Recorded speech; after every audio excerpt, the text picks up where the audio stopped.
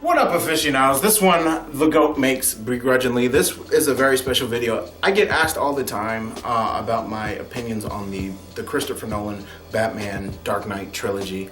And I always tell people I don't like the movies. This is why. Just give me a second to explain to you why I don't like these movies. Okay, first of all, let me say, they're not bad movies. I've never said that they were bad movies. I don't think that they're bad movies. They're actually really good action movies, even though they get a little heavy-handed. That's beside the point. My problem with them is that they're terrible Batman movies. He's a really awful Batman. Case in point, Batman's supposed to be the world's greatest detective. The full detecting he does, like to investigate stuff, is he grabs dudes by the necks, hit them really hard, and then he says, "What's the plan?" Like he yells that at them. He does that over and over. That's pretty much the full investigative journalism that Batman really does.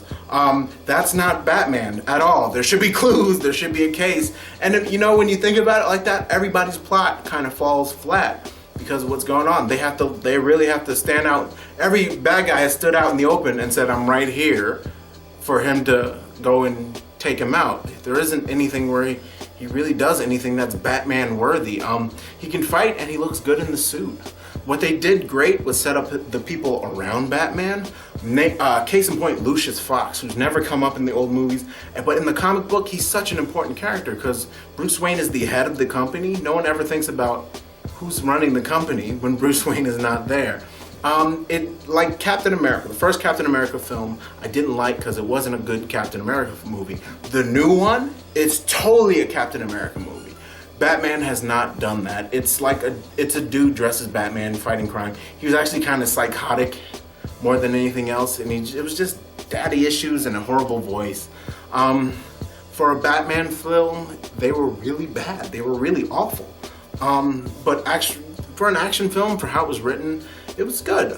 Now, at times it got a little heavy-handed. Like, let's be real. There's times where it tries to be so deep. And I say tries because in the long run, it's about a man who dresses like a bat and fights crime. This isn't effing Shakespeare or like a John Grisham novel where like there's political intrigue and crap like that. It's about like superhero crap.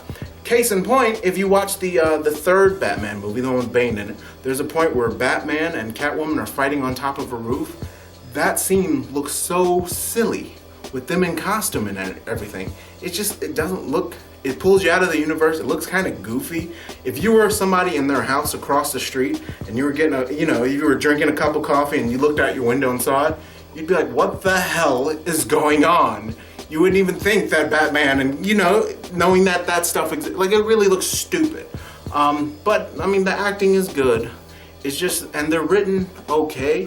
It's just, they're not that great for like a comic book fan who really loves Batman. They didn't do him justice. A lot of people think they do. They do not do him justice, realistically.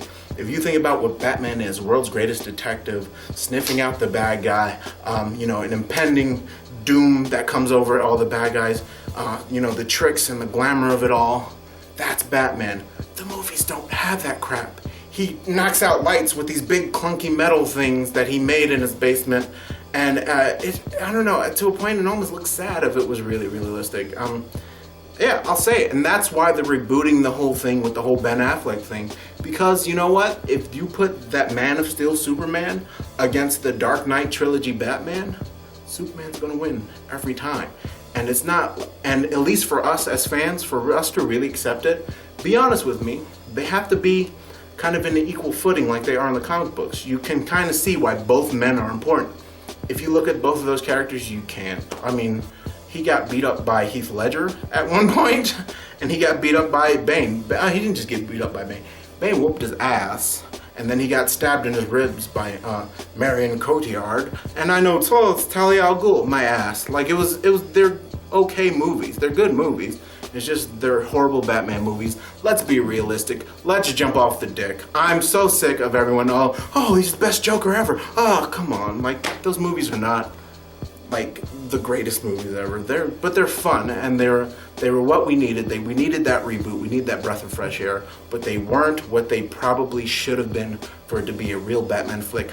Thus the reboot. I wouldn't come back either. Christian Bale, I'm with you. This is the GOAT. Those are my opinions. You can yell at me down here, but for this one, I'm gonna be honest, I'm not gonna read it. I appreciate it. Even though you guys always make good points, but check out our other page. You can gripe and bitch and moan, say whatever you want, or just agree with me. I'll check you guys out next time. This is the GOAT with the Aficionados. Deuces.